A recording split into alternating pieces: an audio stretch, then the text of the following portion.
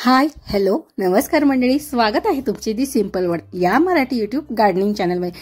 मंडळी, वातावरणात होणाऱ्या बदलांचा परिणाम फुलं आणि झाडांवर देखील होत असतो। अनेकदा घरातील फुलांची झाडं ही कोमेजतात। खत पाणी घातल्याने देखील रोपाला पानं येतात, पण फुलं लवकर तयारच होत नाही। झाडांना फुलं येण्यासाठी तुम्ही घरगुती खतांचा वापर करू शकतात। चला तर मग मंडळी, आजच्या व्हिडिओमध्ये मी तुमच्यासोबत अशी एक गोष्ट शेअर करणार आहे की तिचा वापर तुम्ही झाडांना खत म्हणून तर करणार, पण तिचा फक्त एकच खत म्हणून वापर न होता अनेक असे फायदे होणार आहेत आणि त्यांचा वापर करून आपण बऱ्याच अशा गोष्टी आपल्या गार्डनिंग मध्ये करून देखील घेणार आहोत। सो मंडळी, हा व्हिडिओ जर तुम्ही पहिल्यांदाच पाहत असाल तर दी सिंपल वर्ल्ड या मराठी यूट्यूब गार्डनिंग चॅनलला लगेच सबस्क्राईब करून घ्या, जेणेकरून येणारा पुढचा गार्डनिंगचा व्हिडिओ तुम्ही माझा मिस करणार नाही। चला तर मग अशी कुठली गोष्ट आहे की जिची आपण टाकाऊ पासून टिकाऊ बनवणार आहे? हे काय, माझ्याकडे आहेत शेंगांची टरफले। यांचा वापर मात्र मी या ठिकाणी काय करणार असणार बरं? यांचा वापर तर आपण खाल्ल्यानंतर लगेच कचरा पेटीत टाकून देत असतो, पण ही टरफले इथं माझ्या बाल्कनीमध्ये काय करत असतील बरं? चला तर मग जाणून घेऊ।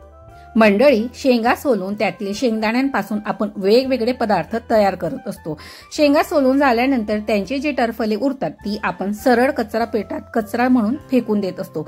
या उलट असे न करता याच टरफलांचा वापर करून आपण आपली बाल्कनी किंवा गार्डनिंग मधील रोपांसाठी खत तयार करू शकतो। आणि मंडळी, या ठिकाणी हे शेवंतीचं फूल दाखविण्याचं कारण म्हणजे की मी तुमच्याशी लास्ट टाइमला शेवंती रिगार्डिंगचा एक व्हिडिओ शेअर केलेला होता आणि त्यामध्ये सीड्स पासून आपण शेवंतीचे रोपे कशी तयार करायची किंवा कटिंग थ्रू शेवंती कशी ग्रो करायची हे मी शेअर केलेलं होतं। सो तुम्ही आज त्याचा रिझल्ट पाहू शकतात की ती कटिंग आणि जे सीड्स मी ग्रो केलेले होते आता त्याला फुलं यायला सुरुवात झालेली आहेत आणि तुम्ही फुलाचा कलर देखील पाहू शकता की किती छान असा ब्राईट आलेला आहे। सो मंडळी, अजूनही जर तुम्ही त्या शेवंतीच्या व्हिडिओला भेट दिली नसेल तर त्याची लिंक मी शेअर नक्कीच करणार आहे, सो तुम्ही तो व्हिडिओ देखील चेकआउट करू शकतात। मंडळी, शेंगदाण्यांच्या टरफलांपासून तयार केलेलं सेंद्रिय खत हे रोपांच्या वाढीसाठी भरपूर असं फायदेशीर आणि पोषक तत्वांनी असं समृद्ध आहे। या खतामध्ये नायट्रोजन, फायबर, प्रथिने, फॉस्फरस आणि पोटॅशियम सारखे आवश्यक असे घटक आहे आणि यासाठी शेंगा खाऊन टरफले न फेकता त्यांपासून आपल्याला खत बनवायचं आहे। सुरुवातीला सर्वात पहिला उपयोग टरफल्यांचा। आपण टरफल्यांचा वापर मल्चिंग करण्यासाठी देखील करू शकतो। म्हणजे जर तुम्हाला बाहेर गावी जायचं असेल आणि झाडांना पाणी द्यायला कोणीच नसेल तर 2 ते 4 दिवसांसाठी तुम्ही झाडाला भरपूर असं पाणी देऊन घ्या आणि अशा प्रकारे जी काही टरफले आहेत ती कुंडीमध्ये टाकून घ्या।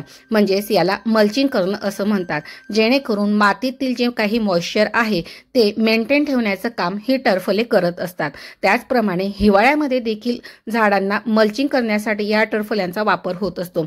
जी काही ओस पडत असतात किंवा जी काही दवबिंद पडत असतात, जर आपण अशा प्रकारे कुंडीमध्ये जर या टरफल्यांची मल्चिंग करून ठेवली तर त्या ओसपासून किंवा त्या दवबिंदांपासून देखील रोपांचे मुळांचं संरक्षण होत असतं। तर सर्वात पहिला जो फायदा आहे या टरफल्यांचा अशा प्रकारे आपण उपयोग करू शकतो। त्यानंतर सेकंड थिंग, बऱ्याच शहरामध्ये राहणाऱ्या लोकांची किंवा लेडीजची एकच तक्रार असते की मातीचं प्रमाण त्यांच्याकडे भरपूर कमी असतं किंवा त्यांना माती मिळत नसेल। जर तुमच्याकडे माती कमी असेल तर सरळ अर्धी जी कुंडी असते ती अशा प्रकारे तुम्ही टरफल्यांनी भरून घ्या। त्यानंतर 1 ते 2 लेअर मातीची करा, पुन्हा अशा प्रकारे टरफले टाकून घ्या। सो अशा प्रकारे जर तुम्ही कुंडी लेअरिंग करत गेलात तर याने मातीची समस्या पण तुमची दूर होणार आहे आणि काही दिवसांनी ही जी काही टरफले आहेत हे डिकम्पोस्ट होऊन जातील, म्हणजेच यांपासून पुन्हा सो अशा प्रकारे ही टरफले तुमच्याकडे असलेल्या मातीची कमतरता नक्कीच भरून काढतील। त्यानंतर जर आपण आपल्या ही जी कुंडी असते यांना जे ड्रेनेज होल असतात, सो हे ड्रेनेज होल कव्हर करण्याचं काम देखील ही जी टरफले असतात ती उत्तम प्रकारे करत असतात। जर तुम्हाला ड्रेनेज होल कव्हर करण्यासाठी पणत्या किंवा बाकी काही गोष्टी नसतील तर तुम्ही सरळ अशा वेळेस ही टरफल्यांचा वापर करून ड्रेनेज होल देखील व्यवस्थित प्रकारे कव्हर करू शकतात। याने पाण्याचा निचरा देखील होण्यास योग्य अशी मदत होत असते। सो मंडळी, अशा प्रकारे आपण या ठिकाणी या टरफल्यांचा 3 प्रकारे वापर करून घेतलेला होता। आता सर्वात महत्त्वाची टीप, ज्यावेळेस आपण बाजारातून ह्या शेंगा आणत असतो तर बऱ्याच वेळेस या शेंगा मिठामध्ये भाजल्या जात असतात किंवा वाळूमध्ये भाजल्या जात असतात। जर ह्या शेंगा मिठात भाजलेल्या असतील तर यांची टरफले नक्की एकदा चेक करा। जर त्यामध्ये तुम्हाला खारसटपणा वाटत असेल तर ह्या टरफल्यांना एक वेळेस पाण्यात धुवून त्यानंतर स्वच्छ वाळून त्याच्यानंतरच त्यांचा खत म्हणून वापर करा। त्याच्याशिवाय यांना कुंडीत अजिबात वापर करू नका, कारण की सालांना असलेला मिठाचं नुकसान हे झाडांच्या मुळांना किंवा झाडाला होऊ शकतो। त्यामुळे ही टिप नक्की लक्षात ठेवा। चला तर मग आता ह्या टरफल्यांपासून आपण आता खत कसं बनवणार आहे ते पाहूया। सो मंडळी, ह्या टरफल्यांचं मी अशा प्रकारे पावडर मध्ये हे खत झाडांना घातल्याने फुलांची वेगाने वाढ तर होईल, तसेच ज्या प्रकारे एमपीके किंवा डीएपी टाकल्यानंतर लगेच झाडांमध्ये आपल्याला बदल दिसून येत असतो, त्याचप्रमाणे हे सालीचे पावडर रोपांमध्ये घातल्यानंतर ही चांगली वाढ होत असते। हे खत ऑर्गॅनिक असून खूप पॉवरफुल आहे। ज्यावेळेस शेंगदाण्याचं तेल काढल्यानंतर उरलेला जो भाग असतो तो झाडांसाठी महत्त्वाचा असतो। त्याला पीनट केक फर्टिलायझर देखील म्हणत असतात, कारण त्यात अनेक असं आवश्यक असे न्यूट्रिएंट असतात। त्यामुळे रोपांची ओव्हरऑल ग्रोथ देखील होत असते। सो तुमच्याकडे जर ह्या प्रकारच्या साली नसतील तर तुम्ही मार्केटमध्ये किंवा ऑनलाईन तुम्हाला पीनट केक फर्टिलायझर म्हणून देखील हे अवेलेबल आहे। सो आता हे पावडर मी झाडाला कशा प्रकारे देऊन घेणार होती ते बघूया। सो या ठिकाणी हे होतं मोगऱ्याचं झाड। याची मी मागच्या आठवड्यामध्ये कटिंग करून घेतलेली होती आणि त्याची न्यू अशी ग्रोथ देखील या ठिकाणी सुरू झालेली होती। सो कडेने संपूर्ण माती जी असते ती अशा प्रकारे मोकळी करून घ्यायची असते। त्यानंतर 8 ते 10 इंचच्या कुंडीमध्ये किंवा 12 इंचच्या कुंडीमध्ये आपण 3 ते 4 चमचे एवढं हे पावडर फॉर्म मधलं जे खत आहे ते देऊ शकतात। यामध्ये तुम्ही मोहरीची जी पेंड आहे ती देखील मिक्स करू शकतात, किंवा जर तुम्हाला वाटलं तर यामध्ये तुम्ही गांडूळ अशा वर्मी कंपोस्ट 10 इंच करून देखील झाडाला 2 ते 3 चमचे हे पीनट केक फर्टिलायझर योग्य असं प्रमाण आहे। त्यानंतर व्यवस्थित प्रकारे मातीने ते कव्हर करून घ्यायचं आहे, किंवा योग्य प्रकारे ते मातीमध्ये व्यवस्थित प्रकारे मिसळून घ्यायचं आहे। त्यानंतर हे झालं सॉलिड फॉर्म मधलं जे पावडर फॉर्म मधलं फर्टिलायझर आहे ते अशा प्रकारे आपण झाडांना देऊन घेतलेलं आहे। त्यानंतर याच्यातला दुसरा प्रकार म्हणजे आपण लिक्विड फॉर्म मध्ये देखील हे खत आपण झाडांना देऊ शकतो। चला तर मग ते कसं तयार करायचं ते पाहूया। लिक्विड फर्टिलायझर तयार करण्यासाठी मी अशा प्रकारचं या ठिकाणी प्लास्टिक कंटेनर घेतलेलं होतं। त्यानंतर मी या ठिकाणी नीमखली घेतलेली होती। जर तुमच्याकडे नीमखली नसेल तर तुम्ही शेणखताचा देखील वापर करू शकतात, किंवा जर शेणखत देखील नसेल तर तुम्ही चहा पावडर वापरू शकता। आणि जर चहा पावडरचा देखील तुम्हाला वापर करायचा नसेल तर तुमच्याकडे जर शेणाची गोवरी असेल तर तिचा देखील तुम्ही वापर करू शकता। सो अशा प्रकारे या कंटेनरमध्ये मी 4 ते 5 चमचे हे साल टाकून घेतलेलं होतं। त्याच्यानंतर यामध्ये मी 1 चमचा हे जे नीमखली होती त्याचं पावडर त्यामध्ये टाकून घेणार होती। या ठिकाणी नीमखलीचा फक्त एक कीटकनाशक म्हणून वापर करणार होती। जर तुमच्याकडे नीमखली नसेल तर तुम्ही कडुलिंबाची पानं उकळलेलं जे पाणी असतं त्यामध्ये देखील हे पावडर मिक्स करून ठेवू शकता, किंवा कडुलिंबाची पाने जी असतात त्यांना बारीक करून ते जे पावडर असतात ते देखील तुम्ही 1 चमचा या ठिकाणी घेऊ शकता। सो या कंटेनरमध्ये 1.5 लिटर पाणी मी टाकून घेतलेलं आहे, व्यवस्थित त्याला मिक्स करून घेतलेलं आहे। अशा प्रकारे सर्व पावडर मी एकजीव करून त्यानंतर 2 दिवसांसाठी याला भिजवायला ठेवलेलं आहे। हे कंटेनर आपल्याला अशा ठिकाणी ठेवायचं आहे ज्या ठिकाणी सूर्यप्रकाश येणार नाही। पाण्यात ठेवल्यामुळे सर्व न्यूट्रिएंट जी काही आहे ती संपूर्ण पाण्यात डिझॉल्व्ह होऊन जातील। त्यानंतर आपल्याला हे सर्व डायरेक्टली रोपांना न देता ते कशा प्रकारे द्यायचं ते देखील पाहूया। या ठिकाणी 2 दिवसांनंतर हे खत तयार झालेलं आहे। आता तयार झालेले खत आपल्याला थेट रोपांना देऊ नये। यामध्ये मी अर्धा ग्लास जर खत असेल तर त्यामध्ये अर्धा लिटर पाणी किंवा अर्धा ग्लास प्लेन वॉटर मिक्स करून घेणार आहे, म्हणजेच एक प्रकारे ते डिझॉल्व्ह करून घेणार आहे। त्यानंतरच हे सर्व पाणी एकजीव करून आपल्याला झाडांना द्यायचे आहेत। 20 दिवसातून एकदा हे खत झाडांना द्यावे। ज्यावेळेस झाडांना फुलं यायला सुरुवात होऊन जाईल त्यावेळेस मात्र हे खत बंद करायला हवे। हे खत तयार करत असताना नेहमी कडुलिंबाचे पानांची पावडर किंवा नीमखली नक्की ऍड करा, कारण की शेंगांच्या फोतऱ्यांमध्ये थोडं प्रमाणात असताना गोडसर प्रमाण असतं। त्यामुळे हे खत दिल्यानंतर झाडांच्या मातीमध्ये शक्यतोवर किडे होण्यास किंवा मुंग्या होण्याचे चान्सेस असतात। त्यामुळे यामध्ये नीमखली नक्कीच ऍड करायची। मंडळी, ज्यावेळेस आपण कुंडीतील माती तयार करत असतो त्यामध्ये माती, कोकोपीट, वाळू आणि शेणखत किंवा गांडूळ खताचा वापर करत असतो।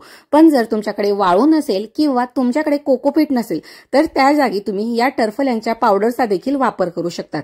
म्हणजेच कोकोपीटची जागा ही टरफले देखील त्याचप्रमाणे काम करत असतात। सो मंडळी, ज्यावेळेस तुम्ही नेक्स्ट टाइम कुंडीतील माती तयार करणार तर त्यामध्ये 40% जर तुम्ही माती घेतली असणार तर त्यामध्ये 20% हे कोकोपीट म्हणजेच टरफल्यांची पावडर त्यामध्ये ऍड करा।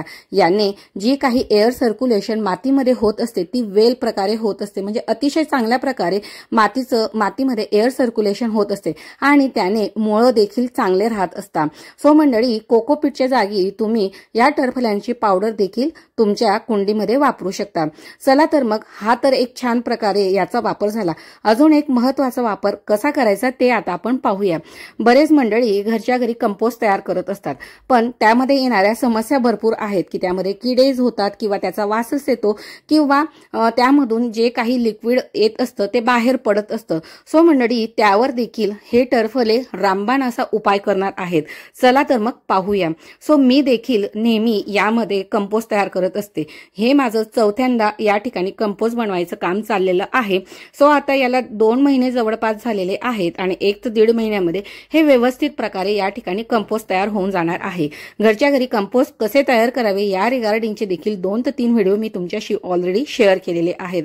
सो मंडळी, जी काही समस्या असते की हे जे कंपोस्ट तयार करत असतो तो सारखं ओलसर असतं किंवा त्यामध्ये किडे होत असतात, तर तुम्ही यामध्ये तयार झालेली ही जी पावडर आहे ती देखील ऍड करू शकता। डायरेक्टली आपण यामध्ये जी टरफले आहेत ती देखील टाकले ना तरी ते देखील डिकंपोज होऊन जाणार आहेत, पण त्यांना वेळ लागेल। सो त्यासाठी पुन्हा पुढचे 3 महिने आपले जातील आणि जर आपलं अर्ध्यामध्ये कंपोस्ट तयार होण्याची जी प्रोसेस आहे ती स्टार्ट झालेली आहे किंवा 70 ते 80% तयार झालेली आहे, सो अशा टायमिंगला जर तुम्हाला कंपोस्टमध्ये ओलावा वाटत असेल किंवा चिपचिप असं काही वाटत असेल तर तुम्ही नक्कीच अशा प्रकारचं तयार केलेले जे काही पावडर आहे ते कंपोस्टमध्ये मिक्स करून घ्या, जेणेकरून तुमचं कंपोस्ट एक कोरडं आणि छान प्रकारे न्यूट्रिशन तर मग तयार होईल। आहे की नाही स्वस्तात मस्त असं खत? आपण तर या सालींपासून खत तर तयार केलं, पण या शेंगांच्या टरफल्यांपासून एक ना अनेक असा उपयोग आपण आपल्या गार्डनिंगमध्ये किंवा बाल्कनीतील झाडांसाठी करून घेणार आहे। आय होप आजपासून तुम्ही देखील शेंगदाण्यांची टरफले जी काही आहेत ती कचरा पेटीत न टाकता त्याचा वापर कंपोस्ट बनवण्यासाठी किंवा झाडं किंवा कुंडीमध्ये मात्र नक्कीच करणार आहे। सो मंडळी, दिलेली माहिती किंवा आजच्या व्हिडिओ आणि व्हिडिओतील माहिती तुम्हाला कशी वाटली त्याविषयी मला कमेंट करायला अजिबात कंटाळा किंवा कंजूसी करू नका आणि व्हिडिओला लाईक तर मात्र भरभरून करा। त्याचप्रमाणे व्हिडिओ तुमच्या मित्रमंडळी नातेवाईकांसोबत नक्की शेअर करा, जेणेकरून ते देखील अशा प्रकारचा वापर त्यांच्या बाल्कनीत किंवा त्यांच्या गार्डनमध्ये करू शकता। सो मंडळी, अजूनही तुम्ही दी सिंपल वर्ल्ड या मराठी यूट्यूब गार्डनिंग चॅनलला जर सबस्क्राईब केलं नसेल तर वाट कसली पाहताय, लगेच सबस्क्राईब करून त्यासमोरील बेल आयकॉन आणि त्यासमोरील ऑलचा ऑप्शन सिलेक्ट करा, जेणेकरून येणारा पुढचा गार्डनिंगचा व्हिडिओ तुम्ही माझा मिस करणार नाही, कारण की असेच नवनवीन आणि माहितीपूर्वक गार्डनिंगचे व्हिडिओ मी तुमच्यासाठी घेऊन येत असते। सो मंडळी, आजचा हा महत्त्वपूर्ण आणि माहितीपूर्ण व्हिडिओ नक्कीच तुमच्या उपयोगी येणार असेल, तर आजच्या व्हिडिओवर लाईकचा आणि कमेंटचा पाऊस पाडायला मात्र अजिबात विसरू नका। भेटूया पुन्हा एका नवीन आणि माहितीपूर्वक व्हिडिओमध्ये, तोपर्यंत मात्र happy gardening, take care and bye.